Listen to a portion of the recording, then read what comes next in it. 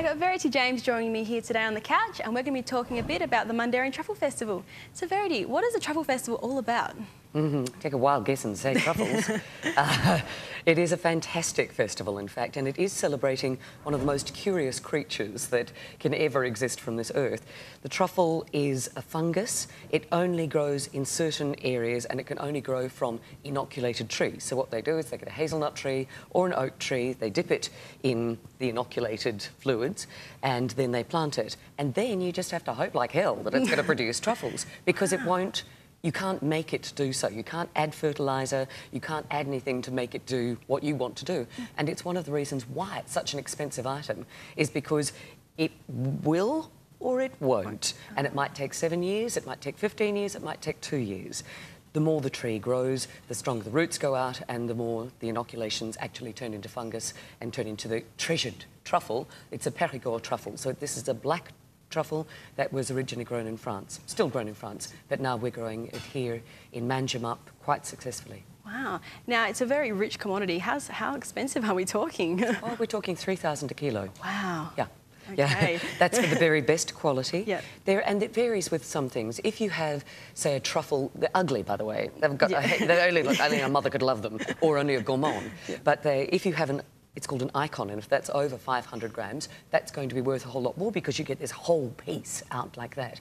If they're taking offcuts of a particular one, then it's going to be a lot less in price. But usually you might be able to get away with, say, $40 for 10 grams. Okay. Luckily, it's got a very pungent, strong, powerful aroma, so you don't need a lot to get a really big impact of flavour and when the aroma hits you. And Chloe, can I tell you, I got involved in this because I was hosting the Manjimup opening of the Truffle Festival a couple of years, and in fact I just kind of fibbed my way to get it the job, because I wanted the job, because it was all long table lunches and all of that sort of fabulous food and wine and great times and stuff. Anyway, I kind of said, oh yes, love truffles, absolutely the most fantastic thing in the world. And I mean, I thought they were okay. Yeah. When I went on my very first truffle hunt, and we will show truffle hunts here at the Mundaring Truffle Festival in July, 30th and 31st, when we dug it out of the ground, it is the most wonderful, amazing, unusual, brilliant aroma that you can possibly imagine.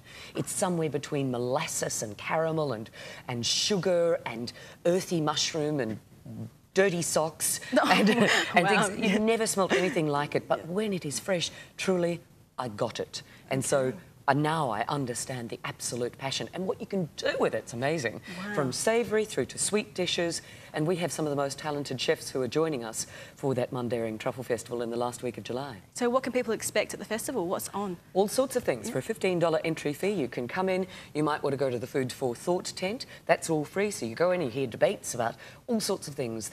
How truffles are grown, what's the future of dinner parties, talking about free range versus organic versus gluten-free. What does good food actually mean? So there's a lot of opportunity for discussion there too. Cookbooks, the good, the bad and the weird. Also then you can go into the cooking dome. Some of those will be priced, but lots of them, in fact almost all of them, will show demonstrations of cooking. And it might be how to break down a beautiful Mount Barker free-range chicken and then make 6 meals from one particular chicken, or it might be breaking down an entire lamb carcass. Vince Gareffa does that with this teensy little knife like this. And it's extraordinary. If you want to be a home chef, home butcher and home chef, you can do that. And maybe we'll have a glass of wine with that and a bit of a chat. So that's all a bit of a show. So there's a lot of interactive stuff to do with food. We've got a kids area, we have slow food, and we have Stephanie Alexander, who is the doyen of cooking in the whole of Australia. She's one of our very special guests, as is Philippe Mouchel, who is being also brought over from Melbourne to be one of our special chefs. We have 2 long table lunches, a ladies' long table lunch on the Saturday and a mixed long table lunch on the Sunday, all cooked by some of the finest chefs, including Alain Fabreg, Peter Manifest from Encontro, all sorts of wonderful, wonderful chefs. Oh, wow. Sounds like a wonderful weekend. It's huge. Oh, it's huge. And when is it again? It's the 30th and 31st of July. You can go to our website. That'll be up and running in early May. So that's www.mundaringtrufflefestival.com. And there will be loads of information there too about pre-booking, some of the things that you might get a discount if you pre-book. But it is only $15 to get in. all day Saturday, all day Sunday. It's a burster of an occasion. Awesome. Well, I'm really looking forward to it, and I'll make sure I'll be there this year. Hooray! And if you want more information, make sure you can check out our website too, thecouch.com.au. So, looking forward to July this year. Thank you, Verity. Pleasure.